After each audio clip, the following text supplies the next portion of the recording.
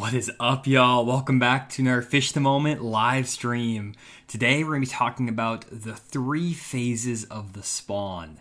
A lot of guys know the springtime movements when you have the pre-spawn, the spawn, and the post-spawn, but we're not talking about those three phases. We're actually going to be talking about a little bit more specific aspect within the spawn itself. There are usually individual phases within the spawning season, which are it's super detailed, Randy. It's kind of that like next level of detail that we like to give on Fish the Moment that most people don't talk about, and we want to dial you in on how those micro phases within the spawn affect the bass. So, Randy, excited to talk about it. Thanks for joining me tonight.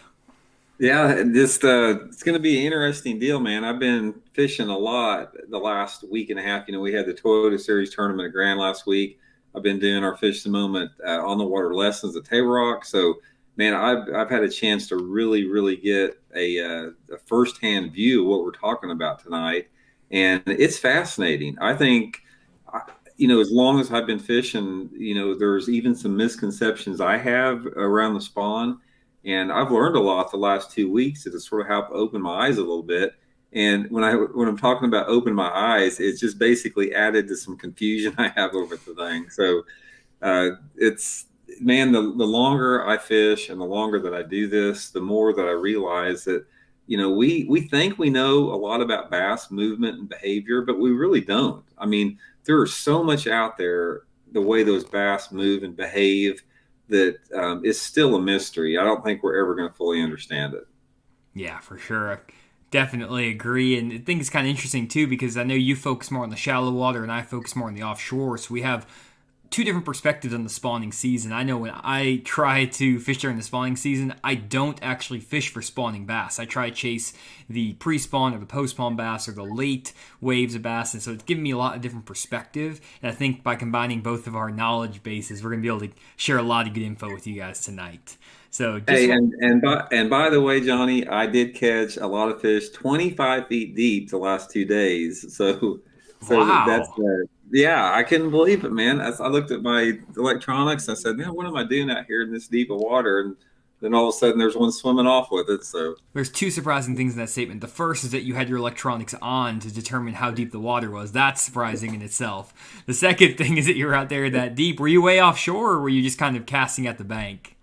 I was sort of both, but I did not find any fish with my electronics. I just used it to see how deep it was. I probably could have caught those same fish if I just had a rock on a piece of string and dropped it down there, and I could tell how it was 25 feet deep. That would have been about as much as good. Could get yourself a flasher back on the boat. I still think that's a great idea. Anyways, guys, good to see everyone on the stream. We got Ryan, Ernest, Timo, PK, Sonar, Mike P, Darren, ton of guys on here. Steel Shooter, John, Don, ton of guys on the stream. If I missed you, I apologize. There's a lot of guys tuning in, but glad to see everyone joining in on the live stream. And if you guys are watching back on YouTube or on the podcast, welcome. So, Randy, let's just jump straight into it and get to the juice right away. And what I want to start with, guys, is talking about a little graphic I put together just for this stream to kind of show you what we're talking about these phases of the spawn and how it works. It's a little bit complicated to grasp without some sort of graphic. So I want to show you what I at least understand about it, and then Randy can kind of give his experience as well. We're going to be kind of going into it from a high level and then digging down deeper. So if some of this stuff is repetitive for you guys, just bear with us, and we're going to get to maybe some more detailed stuff here in a minute. So let me start sharing my screen here. Okay, so got a nice little graphic here. If you guys like these graphics, definitely sign up for our Fish the Moment virtual seminars. There's a lot more graphics like this that I spend a lot more time on even than this one. This one just took me a few minutes to make, so this is just a little taste of what you'll get from our regular virtual seminars that are on our website. But this is a chart basically where I basically picked a cove where you have a pocket back here where you have the back of the pocket, the middle of the pocket, and the front part of the pocket. And I kind of labeled this Zone 1, Zone 2, Zone 3. Within these zones, there's different segments of the bass. You got the pre-spawn for the top row, the spawn for the middle row, and the bottom row is post-spawn. So this is kind of where all the bass could be. They could either be in the springtime in the pre-spawn, spawn, or post-spawn stage, and they could be in zone 1, zone 2, or zone 3 of a pocket. You basically kind of have this quadrant. There's 9 potential options these fish can be in any given time in the spawn or during the spring, and if you can figure out where they are, you're going to be good to go. You'll also notice there are 3 waves of bass. There's wave 1, wave 2, and wave 3.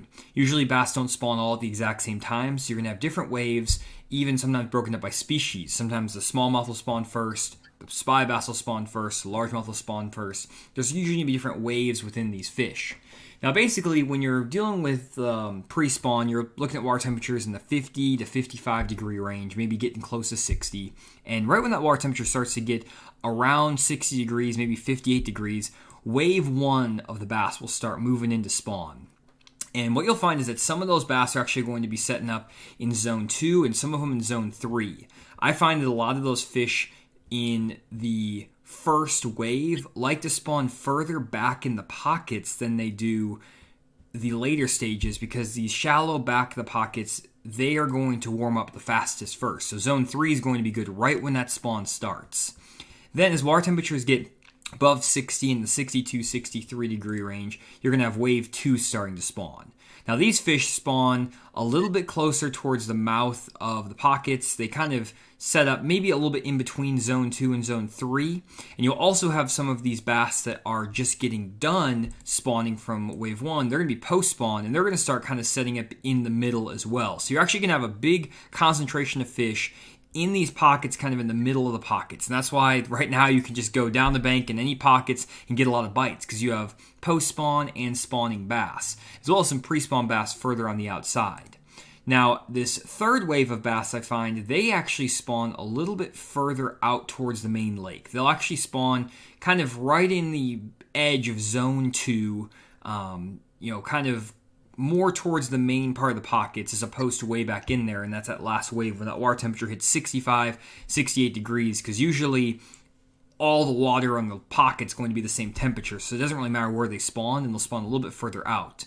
At this point, you might have some fish in the wave 1 that have already moved and kind of got post-spawn. They're more out towards the mouth of the pockets.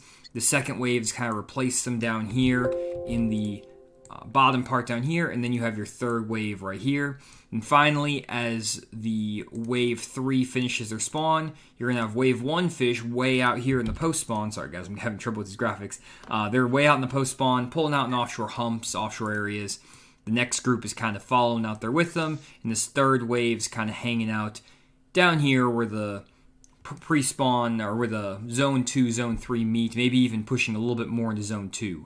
This is kind of what I've found in general, and really the way I figured this out is because I'm always focusing on those fish that are more towards the mouths of the pockets, more towards this offshore area. And the only time I find that I really can't get those fish to bite very well is when those fish are kind of getting ready to spawn up here, wave 3. The wave 2 is actually spawning, and those wave 1 bass are kind of in the post-spawn here. There's a 2 week window where it's really tough to get an offshore bite in the spring, but after that, there's usually always going to be some bass that are already post-spawn, pushed offshore, or there's going to be bass in the pre-spawn that are setting up in zone 1 while the waves just start to spawn. So hopefully that kind of makes sense, that progression there. Randy, anything to add to that?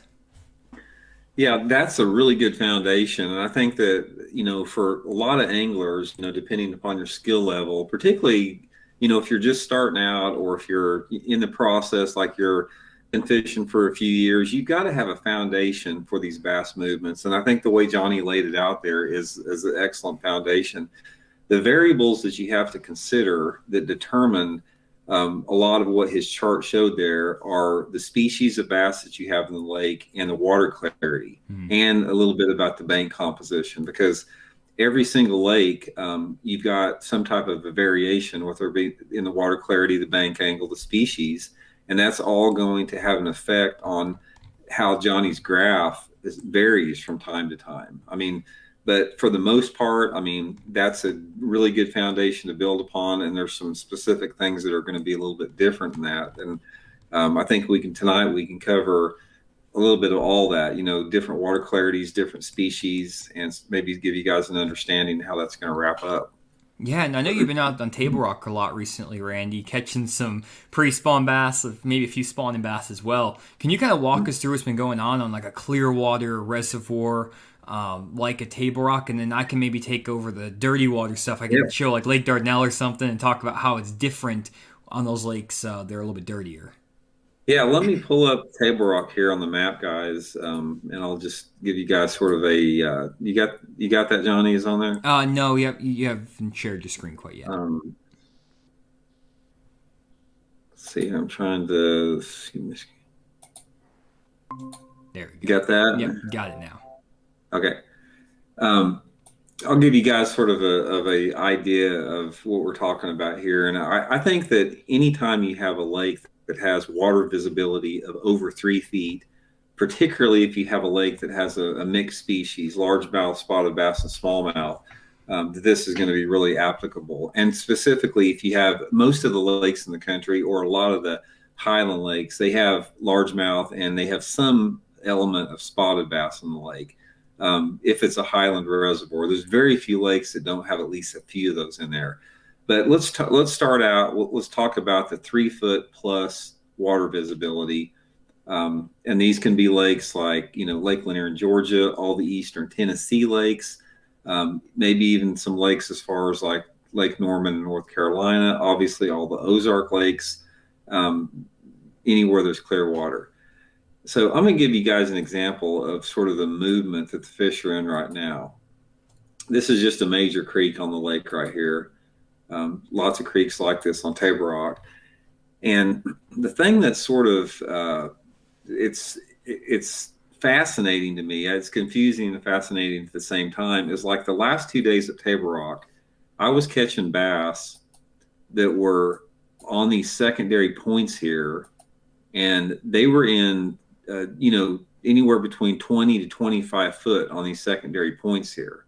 Water visibility had about 4 foot of visibility in that range, maybe 4 or 5 foot of visibility. And these Kentuckies and some largemouth and a few smallmouth were just sitting on these points that had 20, 25 feet of water. Water temperature is 60 degrees now. So I'm asking myself, what are these fish doing out here? Yet at the same time, I'm catching 3 pounders out here on the point, and I could go back into the back of these nearby cuts and coves where they flatten out a little bit of back, and you can see beds all over the place in here. There's like bass bedding in here, a lot of smaller bass, and then you got a few fish scattered in between. So when you're talking about the springtime of the year like we are now, we have three things going on. We have an extreme late pre-spawn, we have fish spawning right now, and we have fish that that maybe have spawned a little bit earlier. Specifically, if you have smallmouth in the lake, they probably already spawned and they're on their way back out here to the points.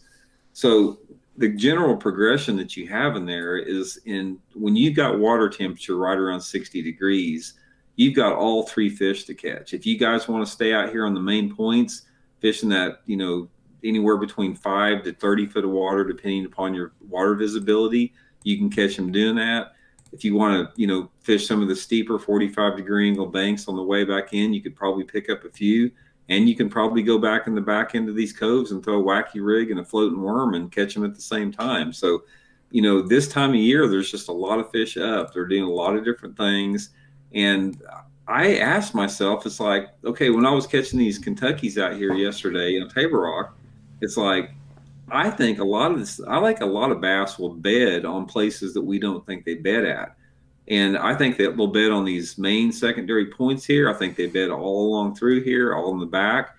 Generally, what you'll find, or what I have found in most lakes across the country, is people have this tendency to run to the back of the coves in the spring. Yeah, I mean, if you go to, like, we were at the Toyota Series tournament at Grand Lake last week, and literally you couldn't go to the back of a cove like this without there being one or two boats. Everybody shot right to the back of the coves.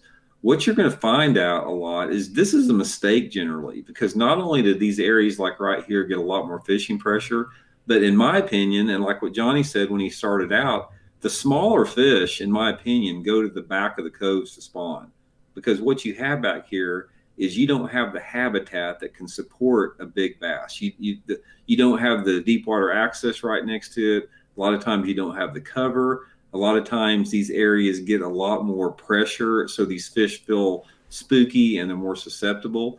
I find that the biggest bass in the lake spawn halfway out in the coves in a little bit deeper water. And like right now, the good fish are going to be pretty much out of sight. I mean, I just think the bigger fish, when you're talking about a 3 pound class fish, I think those fish live deeper. I think they spawn deeper. I don't think they feel comfortable in shallow water unless it's extremely dirty and you have a lot of cover. So I think this is the big misconception a lot of people have is they think when that water temperature gets 60 degrees, I got to run to the back of these coves and fish. And that's, I can tell you right now, the last 2 days at Table Rock and at Grand Lake too, I caught my bigger fish at Grand Lake out more towards the mouth of the coves. I caught my bigger fish at Table Rock out to the mouth of the coves, and we're talking 60-degree water. Everybody that's back in the back here is catching little ones pretty much. So it's we continue to break down myths every day around here. It seems like. Hey, that's what we like to do. Yeah, and one thing about that too, Randy, is that you have you were talking about Table Rock where you have the clear water, and if I kind of show this graphic again, what Randy's kind of talking about is like those bigger fish. They'll spawn here in the zone 2, this middle zone. A lot of times, this is where your biggest fish spawn, except for that first wave. When that first wave first moves in, some big ones will move into the back, and they'll actually spawn before people even know they're spawning. Right when that water temperature is 58 degrees. 59 degrees, some of those fish will move in and spawn real fast.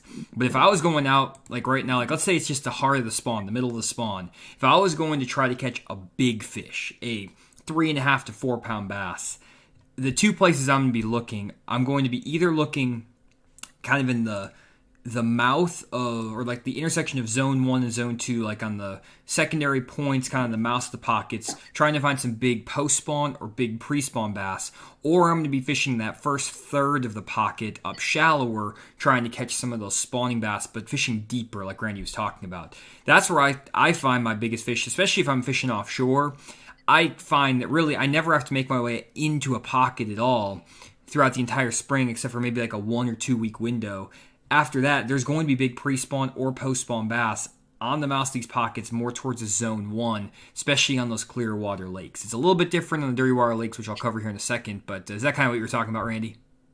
Yeah, absolutely. I mean, like I said, what we talked about a little bit earlier on there, water clarity and bank angle and just the characteristic of the lake you're fishing has everything to do with it, and species too. So it's like one thing that we're talking about here doesn't cover everything. I mean, if I could relate one specific thing as far as to your own lake, it would be a combination of the bank angle and the water clarity. That's going to determine a lot of the position the fish are going to be in, and just the catchability and the techniques that you need to fish overall.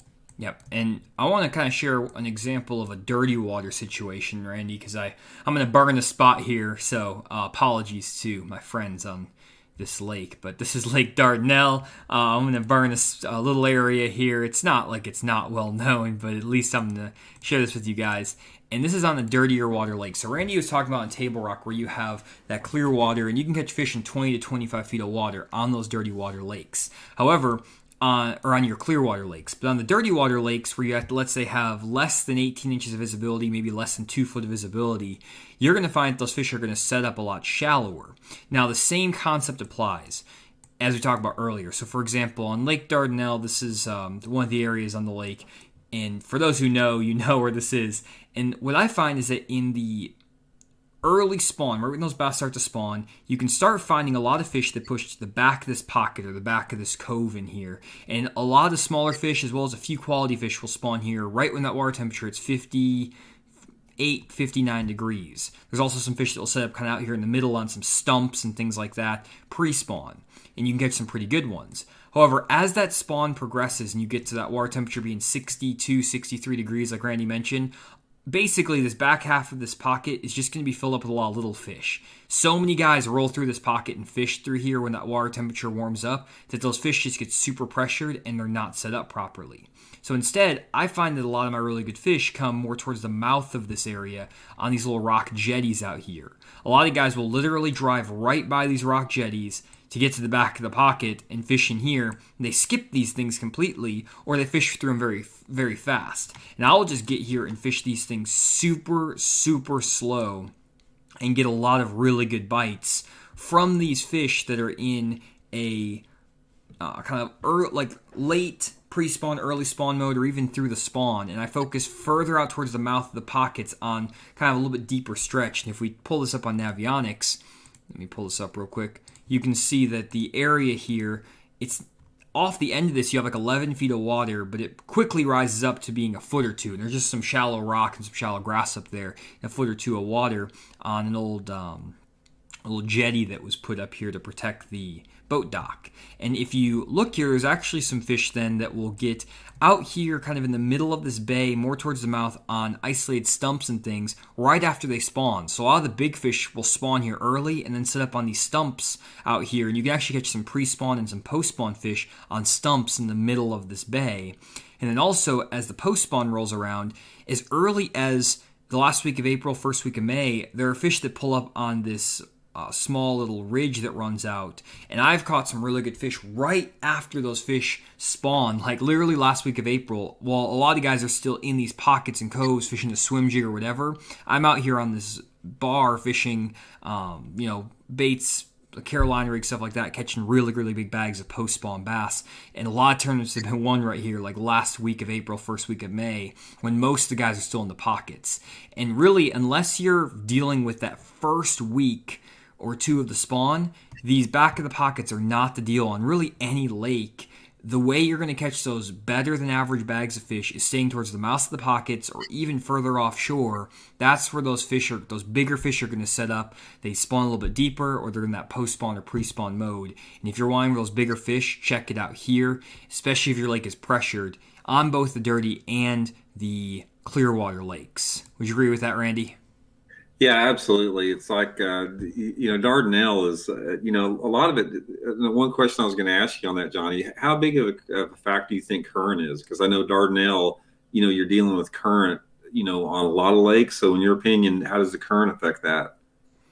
In the areas I'm looking at here, it's all backwater focused. So it doesn't really matter because it's here more back in the coves, things like that.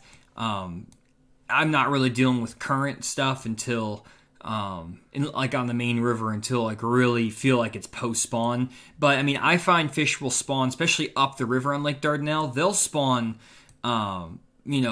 early because the water's shallow, it's muddy, it'll warm up really quick, and it doesn't take long, especially in Lake Dardanelle, for that water to warm up. Those fish to pull up on the beds in a course of a week, and you'll have fish spawning the last week of February, first week of March, and there's already post-spawn fish in April that guys never knew about, and they're on the main river on shell beds and sneaky stuff, sandbar drops, stuff like that, and that current starts ripping, and you can hammer them on some offshore stuff. Not deep stuff, but offshore stuff on the main river. And that's where I always did well in my tournaments. I did really well in Lake Dardanelle and I used fish tournaments in May because I would always be offshore way before, like weeks before anyone else would be.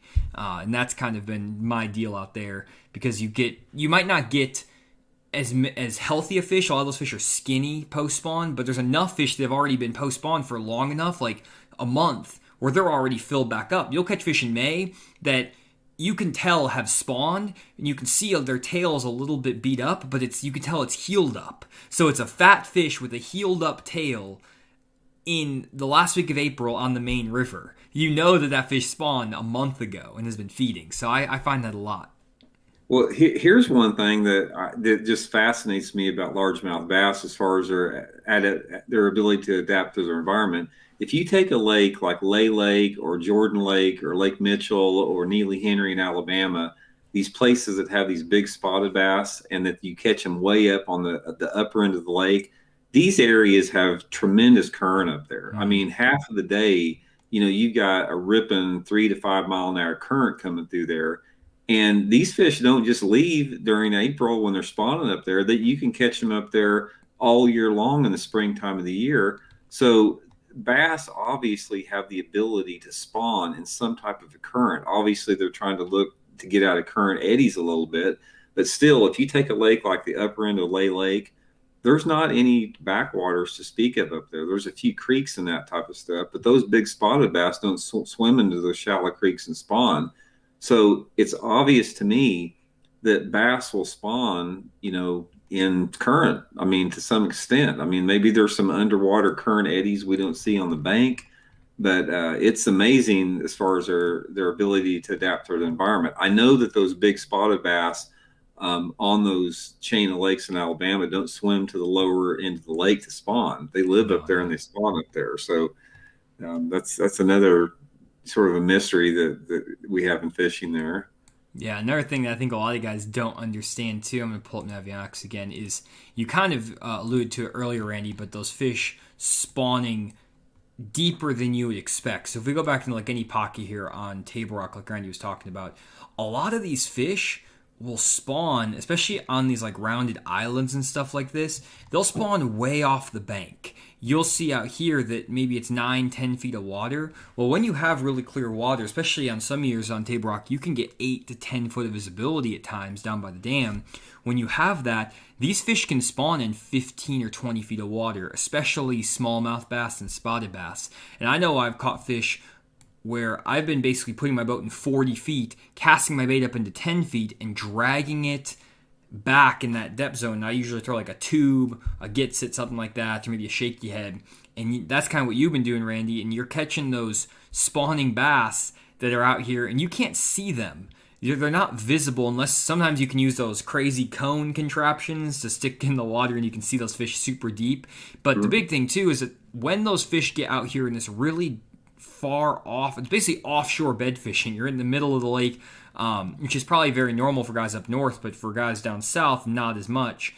You'll find that a lot of these fish are less pressured. So if you can bring your bait by them, they're going to hammer it regardless of how slow you're fishing it, as long as it's dragging on the bottom.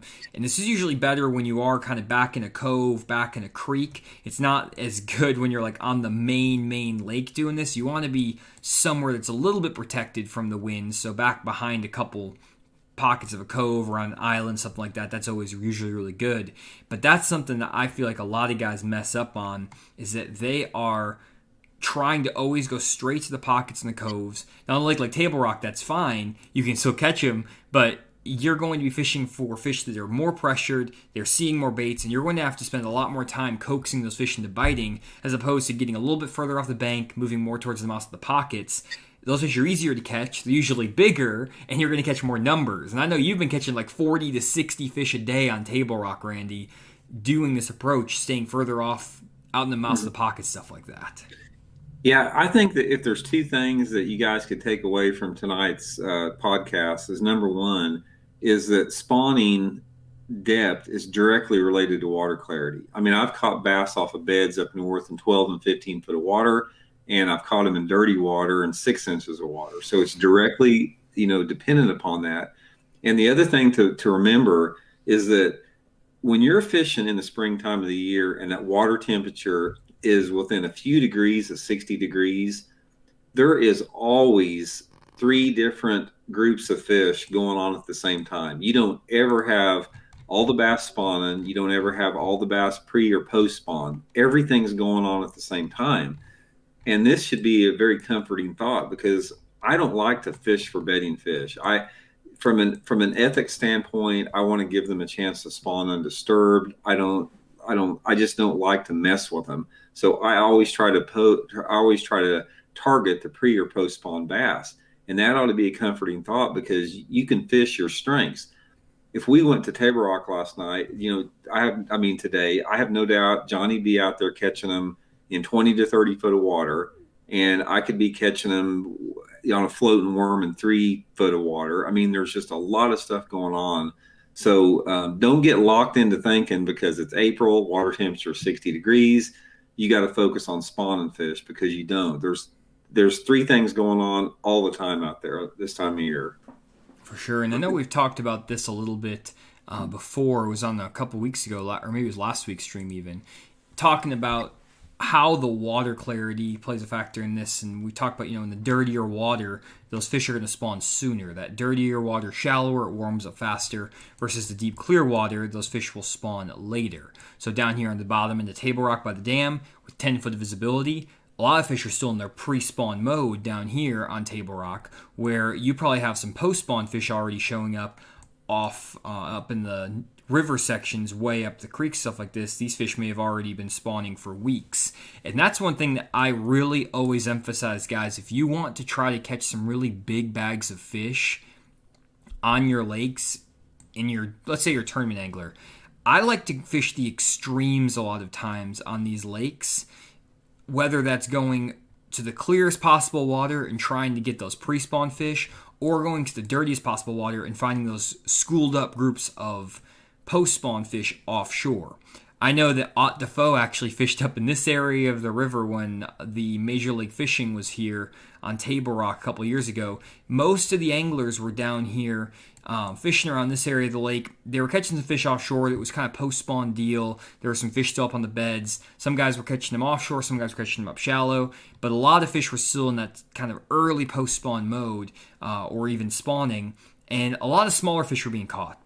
1 to 2 pounders. And that's actually how Jacob Wheeler won the tournament, because this is when they had that 1 pound minimum. But Ott Defoe ran up this river up here, and he was hammering them offshore. And he wasn't catching the numbers that Jacob was, but he had his average fish size was like a 3.5 pounder, and he was catching them offshore way up this river, and those fish were stacked up post-spawn, and he was hammering them.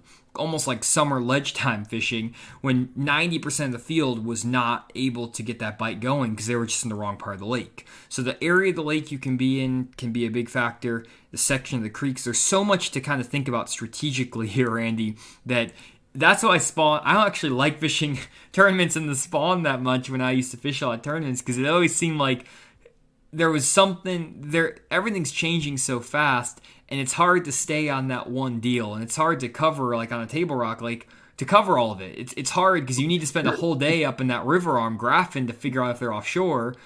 But if they're not doing it, then you're screwed. You wasted a whole day. Yeah, my favorite way to catch them in the springtime of the year, like we are right now in most parts of the country, is targeting the cruisers, because the cruisers exist on any lake that you fish. It doesn't really matter what your water visibility is. And like the way that I like to catch cruisers is just going into coves and just putting my trolling motor down like at the mouth of the cove and just working the entire cove out, fishing making long casts with a wacky rig or a floating worm or like a fluke, something like that. And if it's clear, I'm keeping my eyes open for cruisers, because you can really lead cruising bass and catch them on wacky rigs a lot of times. These aren't spawning fish. These are fish that are coming and going.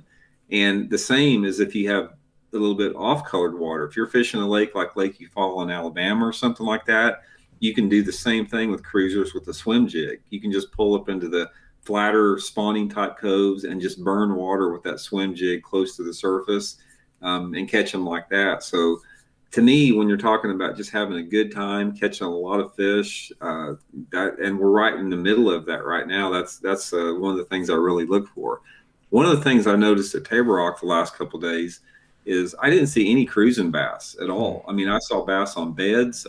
We caught them at deep, but there were no fish moving in and out, which tells me a lot that the biggest majority of the bass are still out deep, even though the water temperature is 60 degrees.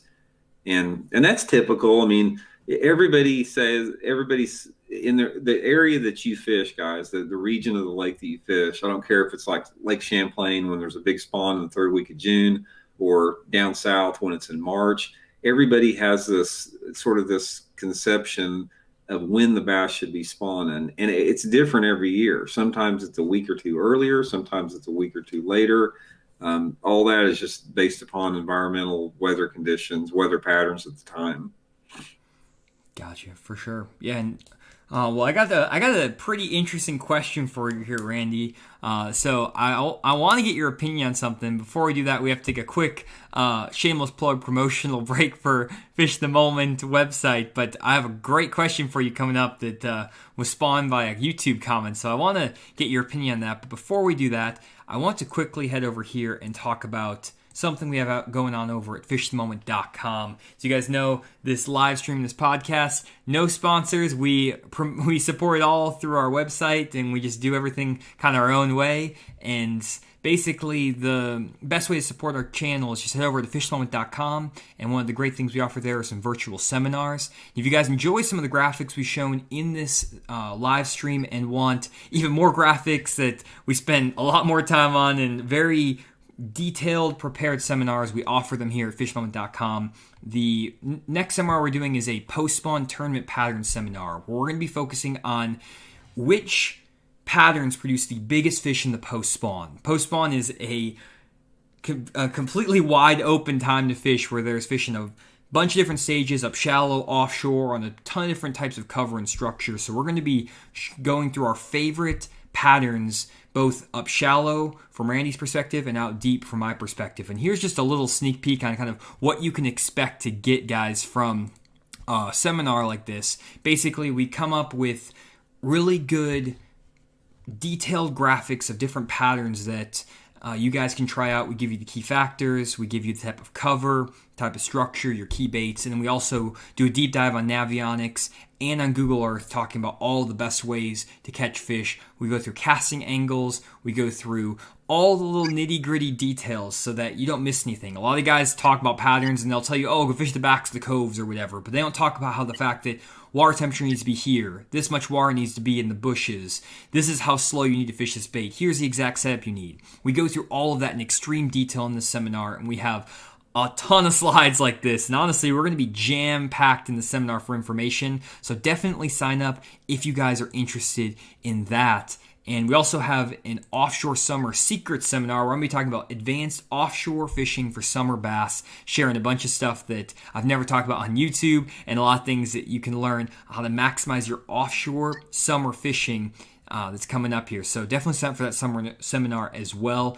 The post-spawn tournament seminar is coming up this Thursday in a couple days, so make sure you sign up. There are a few spots left, so definitely sign up before they're all gone. And also obviously check out the lake breakdowns over on our website, where you get 40 GPS waypoints on lakes all across the country. You can download those waypoints straight to your fish finder and get detailed area descriptions of the lake and of the areas. We have breakdowns for lakes all across the country, broken up by season. You guys know the drill by now. We also have our personal lake breakdowns that are uploaded every Monday, and you can set up for a waiting list because those seem to always fill up.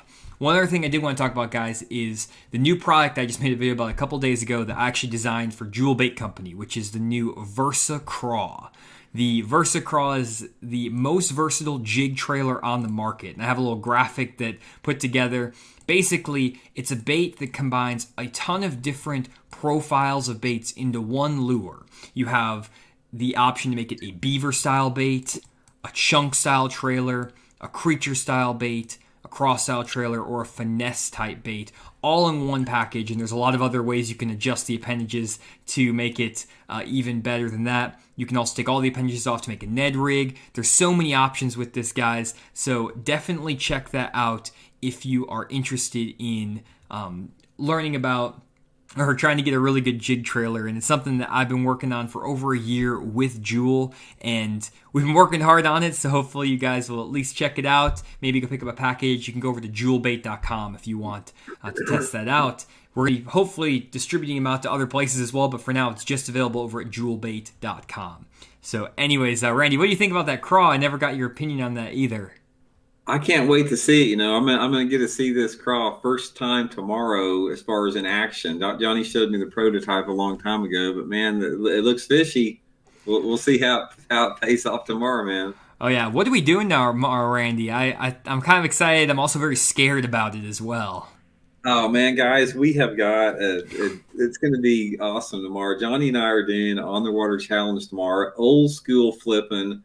25-pound test, line. Johnny's got some, old monofilament line. He's got his, he got his 8-foot flipping stick out from 1980, half-ounce jigs, basil bacon style, and we're going to go to Stockton Lake and have just a 2-rod flipping challenge tomorrow. So it's it's going to be interesting to see how that goes on there. And the reason it's a 2-rod flipping challenge is because I only own 2 flipping sticks. One of them I had in the attic. Another one I used for like giant swim baits. So I have not flipped in like 3 years, flipped a bush with a jig in 3 years. I actually went through, Randy. I didn't have any jigs available. So what I did is I went through a box of baits in my attic that was labeled giveaway. That's how I got my jigs, because I was like, oh, I'm never going to throw these things. So I had to pull out from my giveaway box my flipping jigs just for this challenge. But the lake is 3 feet high.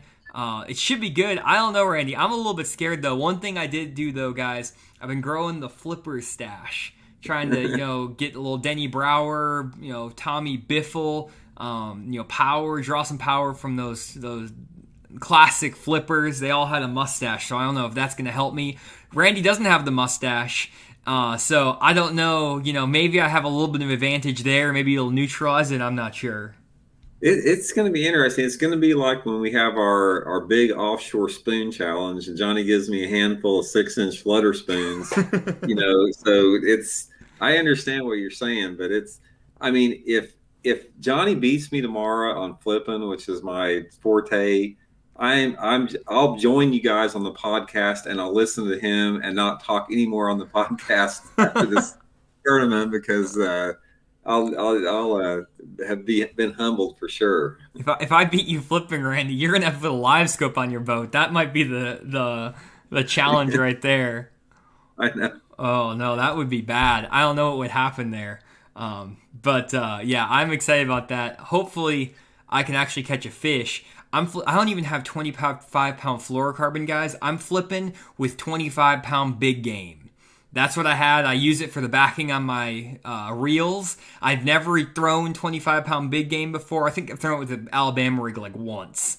So, I am in foreign territory, put it that way. Well, I'm not taking anything for granted. I know how you are, man. I know how hard you are to beat. So you got the right stuff. I flipped with 25 and 30-pound test big game for years, clear blue strand, all the old school stuff, before we got all the fluorocarbons we have now.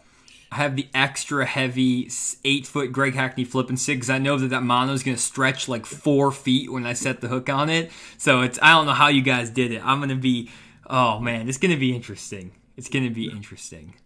Okay, so Randy, got a great question here for you. A lot of guys ask this because I feel like there's a lot of complexity going on this time of year. So let's say from now, like in April, if you could pick one bait to throw on a Clearwater lake and one bait to throw on a dirty water lake during the spawning phase, what would those baits be? One bait for a Clearwater lake, one bait for a dirty water lake. I'm going with floating worm for the Clearwater lake for sure in the spawn. And then I probably in a dirty water lake, I'm probably going to have to go with the swim jig. Oh, okay. It's just hard to beat a swim jig if that water visibility is under 12 inches this time of year. It'd be a toss up between, like some type of a pitch and a creature bait and a swim jig, but I'd probably go with the swim jig. But as far as Clearwater spawn, you can't beat a floating worm. It's just like it's like live bait to using a lot of times.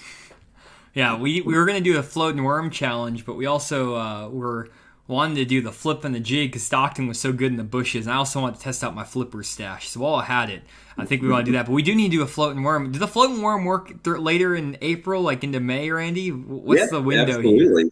Man, it's floating worm is really good up, for the most part up until mid late May sometimes.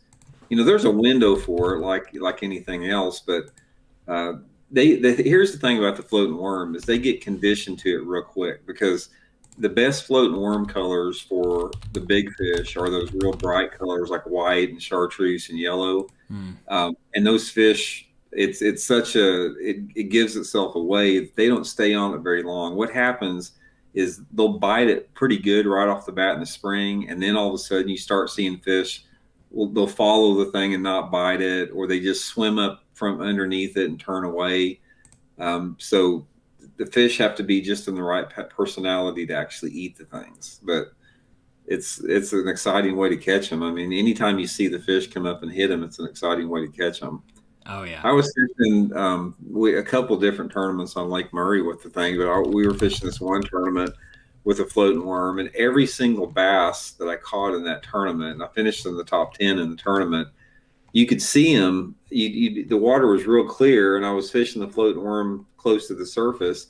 Water was completely calm, dead calm, super clear water, and you see these fish swim out of nowhere, and they just be swimming slow motion, and they'd come up just as gentle as they could and grab the whole worm in their mouth and just start swimming back down with it. It was the most fascinating bite I've ever seen in my life. I've never seen them do that before either. I mean, just slow motion bite every bite.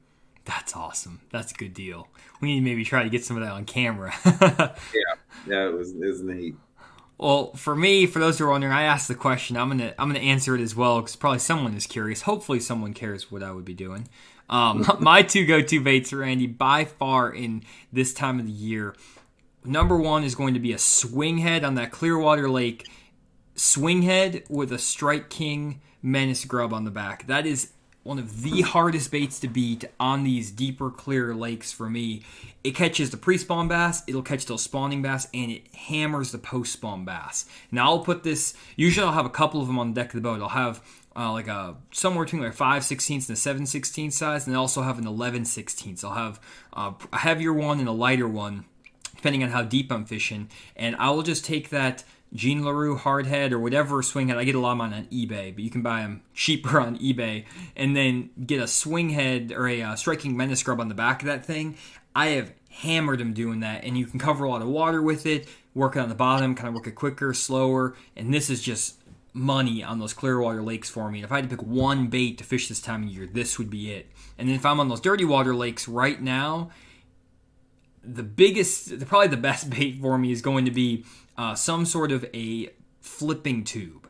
I absolutely love throwing a black neon Strike King 4.5-inch flipping tube up shallow in dirty water. It's not an offshore bait, but I cannot tell you how many giant fish I've caught on a black neon flipping tube. I put a rattle inside of it, and I just shake it up there real shallow in shallow grass, shallow wood, rock, riprap, whatever it is. This is my number one confidence bait in the spring on those dirty water lakes. And then if I was going to be fishing a little bit more off the bank, then I'd probably be going over to another swing head, but instead of throwing the swing head with the menace scrub, I would actually throw a Jean LaRue rattling crawler. So this is a little sneaky bait right here. This has a rattle inside of it, and if you're in that dirty water deal, I will go actually to the really shallow offshore areas right after those fish spawn, like shallow little rock bars, gravel bars, and shell beds.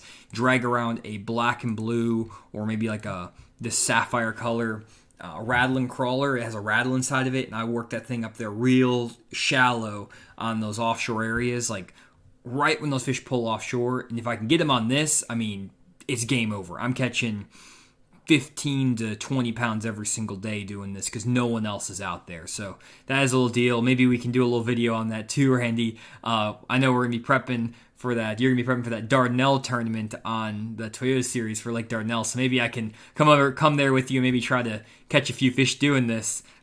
Maybe show you the ropes on that a little bit. Oh, I would love that, man. I'm all for that. Good deal. Okay. I think I like the flipping tube a little bit better than the swing head. Well, yeah, I got some other stuff for you. We'll show you the flipping tube. I got some stuff for you though, some crazy techniques. I got some crazy techniques from Lake Dardanelle over the years. That's the one thing I like, Randy, about fishing a lake for a long period of time. Like I fished it for 7-8 years, tournaments, like focusing on tournaments there. One thing I've learned is if you dialing one lake, you can learn so many small details about these lakes. And I think that that's really overlooked. One thing I've found over the years, because I lived in Wisconsin for the first half of my life, basically, till I was 13. Then I moved to Arkansas, spent a lot of time in central Arkansas, then moved up to northwest Arkansas, and I basically spent half my life in central Arkansas now, or half my Arkansas time in central Arkansas, half my time up in northwest Arkansas, fishing completely different waters.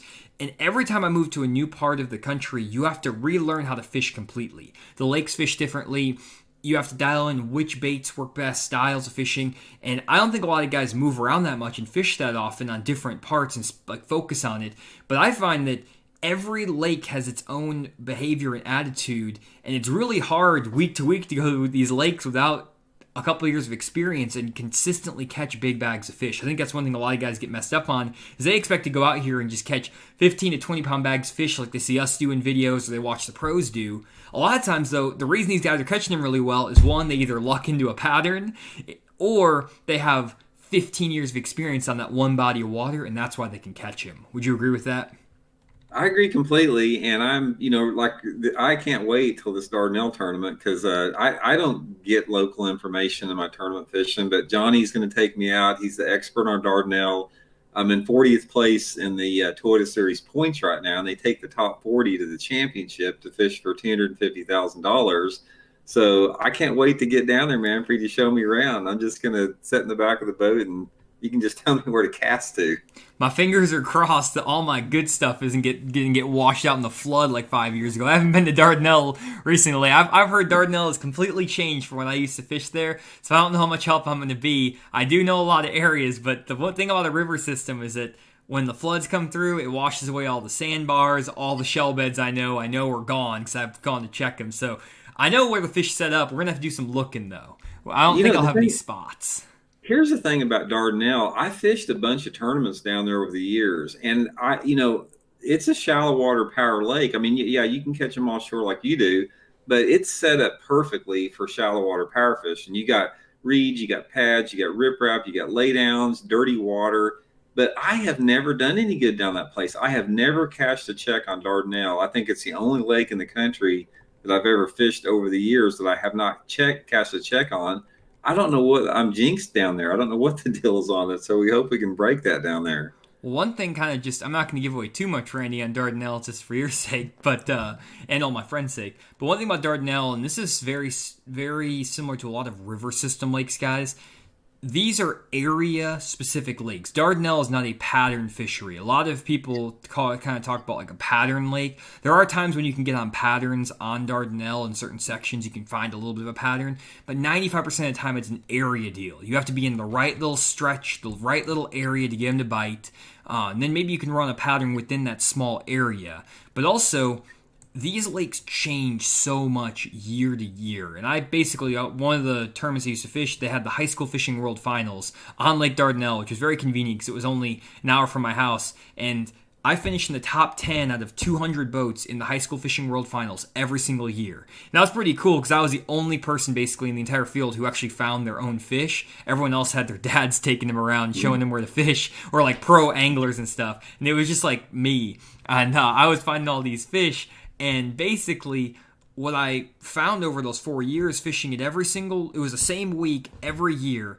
I never caught fish in the same spot any of the 4 years. So like if I caught fish, for example, 1 year there were a bunch of lily pads that used to be out here in Spadra. I caught them there 1 year, never caught another fish there the next 4 years. Next year I caught them on offshore areas down the Illinois Bayou, finished like 3rd or 5th or something like that. Never caught another fish out of Illinois Bayou the other 3 years of the tournament. So the lake changes so much over the years, and that's what I kind of learned from these lakes is that local knowledge is not helpful on this lake from a perspective of areas unless you're fishing there all the time. What I was able to do on this lake, which has helped me in a lot of my fishing, is the fact that I was able to determine what the current lake conditions were doing. So for example, if the main river was really muddy and the water's 3 feet high, what adjustments should you make in those conditions? Or if the main river's clear and the Illinois Bayou is really clear and the lake is level, what do the fish do in that sense? And the conditions are never the same year to year on a river system like this, so the areas always change. You can't repeat them year after year after year like a lot of guys do, unless the conditions are identical, which is very, very rare. And that's that's the biggest lesson I took away from this fishery. And the polar opposite is a Lake Ouachita just down the road, where Lake Ouachita is the biggest area lake ever. You can go and I have a ditch over here on Lake Ouachita that I have caught more fish on over the years, and they are there every single year, the same week of the year, always. They're always there. And I have a ton of spots like that. And I can just go and fish history on Lake Ouachita day in, day out and catch fish. And sometimes it's a little bit different because the grass isn't there or the grass is there. So you have to pay attention to a few factors and water level. There's some things to pay attention to, but a lot of it is very, very similar year after year. So that's what I talked about earlier, lakes having different personalities. Sometimes, like Dardanelle, you have to just know how the fish in general respond to different conditions and don't get caught up on the areas. And there are some lakes where the areas are the deal. You have to be in the exact spot, and if you're on that spot, you're good to go. Have you found that as well, Randy? Yeah, definitely. So it's everything is always changing the fish, and there's nothing static. There's nothing stationary. Not just with Dardanelle, but any lake with that. I mean, there's always some type of variable, and the biology of the lakes are also changing. I mean, I think lakes go through cycles, like lakes and rivers both, where you have different factors like erosion and eutrophication. You've got different sources of point source pollution coming into the lake that creates different type of nutrients that may not have been there before. Fishing pressure, just a lot of different things come into play. So it's ever changing. It is. I mean, we all wish that we could go out there and have good fishing and do the same thing and rolling just on top of the fish every time we go. But fishing's a lot of work. I mean, it's a fun work, but it's a lot of work, man. Just hunting them. Yeah, that's another thing that I find is really tough for a lot of newer anglers is they expect that the fish are always going to be in the exact same spots. They'll spawn the same spots. They'll be in the same spots over and over and over. Some lakes that works. Like Table Rock. Table Rock is a great lake where you can go to the same areas pretty much every year and re-find those same fish. Not always the case. A lot of that comes down to knowing the right weather conditions, knowing how different patterns are affected by water level, water clarity, all those things. And just a real quick, one more shameless plug for you guys, then promise we're done on that, is if you guys are interested in kind of learning a little bit more about this, head over to our website, fishthemoment.com, and check out some of our virtual seminars. That's the main focus of our virtual seminars, guys, is to teach you how conditions, weather patterns, all these really complicated factors affect bass fishing patterns. It's really hard to do that in a 15-minute YouTube video or even in a 1-hour seminar, or a live stream like this. But in a 3-hour seminar, we can put together super detailed graphics and show you how all these different factors affect these patterns and these fish and how they change over time, all these things. And that's what Randy and I use to find fish consistently. It's not that we know which areas the fish are in, it's we know how to adapt to the current conditions. In these seminars, we give you really detailed graphics of what we were looking for, the key factors, what to pay attention to, and we actually send these to you in a PDF form afterwards so you can actually look through them on the water and know, okay, here are the conditions I'm dealing with, these key factors. This is the cover I need to look for, the structure, the baits, and this might never show up on your lake in a specific season or a specific year, but what you'll find is that one of the patterns we give you is going to be productive and you're going to have the right conditions for it. So that's kind of what we try to focus on in the seminars. We have a ton of seminars, Randy. One of them I do is like how weather affects bass, seasonal bass movement. Those are the seminars that I love doing, guys, because they really teach you how to adjust to the moment, fish the moment, as opposed to just like say, go fish here, go fish here. It's learning how to adapt, how to change. And, this seminar, guys, it's this Thursday, so definitely sign up for this post-spawn tournament pattern seminar. It's going to be an awesome one. There's going to be more information in this seminar than any one we've ever given. I can promise you that. The post-spawn is full of different information. We got Randy covering the shallow patterns. I'll be covering the offshore patterns. So definitely check that out. Anything else to add there, Randy? That exactly, John. This seminar we're doing on the post-spawn deal is going to be, there's going to be more info in this thing than any seminar we've ever done before. I mean, there are so many variables involved in post-spawn because the fish use every different depth. I mean, they're using the shallowest water they can get into, and in that late post-spawn, they go deeper than they are at any other time of the year a lot of times. So there's going to be a lot of different things. We're going to share a lot of different tactics and tips and little secrets with you guys. So it's going to be a good time, man. Come join us, hopefully. Yeah, we definitely would like to see you guys over there. But yeah, the biggest factor, guys, with that spawn, again, is really, I kind of want to get back to our main topic that we had going over here. I always recommend when we're doing this, guys, to try to be a little bit systematic. I kind of take like an engineering mindset to this, and some of you guys are probably like, man, this is a little bit too complicated for me. I just want to go fishing. But I really like to go into a fishing day and break my areas up into zones: zone 1, zone 2, and zone 3, and try to break things down like this.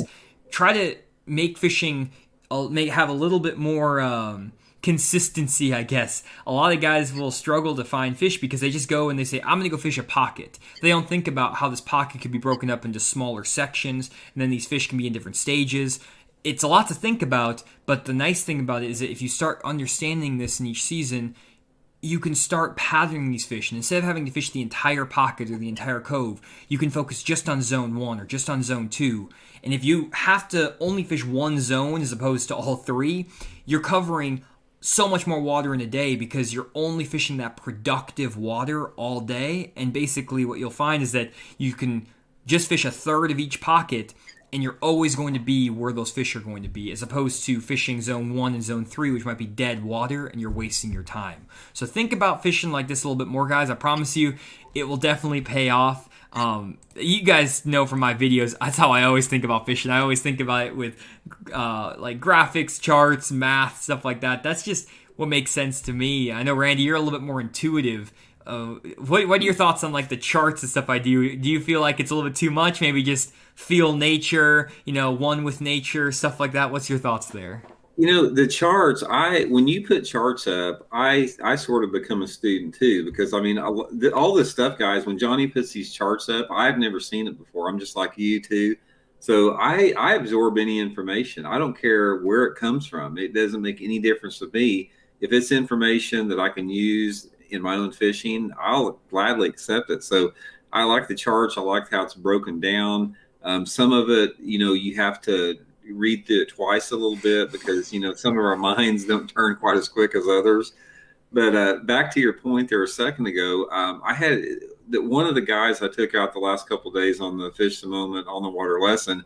He asked a really good question. He goes, Randy, he said, one of the biggest problems I have in my fishing is, he goes, I don't know how to break down a lake in the springtime. It's just like I'm so intimidated on where I need to fish at. And specifically for the springtime. And I want to address that because it's sort of pertinent to what Jonny was talking about.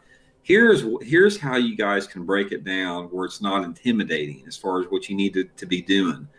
It's like, first of all, if you're on a big lake, you need to bite that lake down to size. So say, for example, if you have 5 major creeks on the lake you're fishing, pick out one creek. Just pick out one major creek on there and mentally tell yourself, this is my lake. My lake is no longer 40,000 acres. My lake is 3,000 acres that this creek is, because there's a population of fish living in that creek in the springtime of the year. They live there all year long. And then what you do is you systematically break it down, like what Johnny's talking about in his grids there. Pull up on a secondary point and fish it for 15 or 20 minutes. If you catch 1 or 2, duplicate it. If you don't catch 1 or 2, go to the back of the next cove and fish the back of 2 or 3 coves. If you catch 1, duplicate it. If you don't catch 1, move out and start fishing halfway back in the coves. It's a matter of process of elimination. So give everything you're doing like 15 minutes to 30 minutes and mix it up between changing spots and changing your techniques. And eventually it's just a matter of time. You're going to hit on the right combination. Sometimes you hit on it quicker than others, but when you divide it down systematically, what Jonny's talking about into areas, or what I'm talking about, time frames, you're gonna find them, and you're not going to be near as intimidated. For sure. Actually, Randy, I'm going to kind of give away a little bit of my strategy for our challenge tomorrow. Again, we're going to Lake Stockton. We're doing a flippin' jig challenge. I have not flipped a jig in like 3 years. The last time I did it though, Randy, I caught a 6. I jumped off a 6 and I caught a 4-pounder. I only got 3 bites all day, but that was a pretty good day. That was the last time I flipped a jig. There's a YouTube video about it from 3 years ago. Last time I flipped a jig. So I have a little bit of confidence from way back then. I have to kind of pull it back up. I also have the flipper stash. So I feel like, between the flipper stash and that, you got something. I saw that video. That's when you were using the big hack attack jig and big 3/4 ounce. Yep. I did. I was scrolling through a couple of years ago. It's like, man, that's pretty impressive there. Yeah, I mean, hey, I can do it. That was 65-pound braid, 3/4 ounce jig. I was from my Yeah, Lake Dardanelle days. Hey, I used to be a pretty good shallow water angler. I could hold my own. My skills have deteriorated drastically over the last 3 years because I've not done it hardly at all. But I might be able to pull off. It's like one of those things where you pick up a bat, swing it. Maybe you used to be able to hit home runs all the time, but you might still be able to connect with one just perfect, take it over the fence. well, go back and watch some old 1992 Bassmasters with Tommy Biffle in the skin tight shorts, and then go read about Hank Parker winning the 1979 Classic on Texoma with it, and you'll be up to speed there. I need to do that. So here's my strategy for tomorrow, Randy. I don't know if this is a good strategy. One, there's two things. One, I'm fishing on Lake Stockton, which is like Randy's home lake. Then I'm flipping. So I don't know Lake Stockton very well, and we're fishing Randy's favorite technique, and the lake is 3 feet high. So I'm basically screwed, is the high and low of it. But basically, this is my strategy, guys, because I don't know what I'm doing. So I don't know where I need to be on this lake. I've never fished here in the spring. So here's at least my thought process. One, I could go take that flipping jig and I could try to throw it offshore, but that doesn't really, that's not with the theme of the challenge, so I'm not going to do that to Randy. Instead, what I'm going to do is, basically, I know that I have to force a jig bite. And so, like Randy mentioned earlier, he said that one of the best things to do is just pick a creek, for example. Pick this creek and make it your zone. And if I was going to go out there just to go fish, regardless of technique, that's exactly what I would do. I would pull into a creek like this, and I would see, are they shallow? Are they offshore? Should I catch them on a shaky head, a floating worm, a jig, a football jig, a swing head, a jerk bait? And you could try all these different baits in this creek and figure out what they're doing. Because there are fish biting on some technique in this creek somewhere, guaranteed. When I go to the lake, though, I'm usually trying to hunt an offshore bite, or I'm trying to hunt a specific technique for a video. So what I try to do instead is pick 3 areas on this lake that are far enough apart that the fish might be biting a little bit differently, but then also where they're close enough that I can fish them in one day. And usually what you'll find is that, for example, this creek down here, or this creek down here, the water's going to be a little bit different temperature, a little bit different clarity than maybe this creek right here or this creek up here. So my thought, my strategy at least for this tournament or for our little challenge, we have 6 hours of fish usually, 6 to 7 hours depending on when we can, because of filming it takes up a lot of time, but we can usually get about 6 hours of fish. So with 6 hours of fishing, what my plan is I'm going to spend an hour in each of these pockets, each of these 3 pockets. So I'm going to pick this creek right here, this one right here. I'm then going to pick this creek right here, and I'm going to pick this creek right here. And I just picked these out on the map.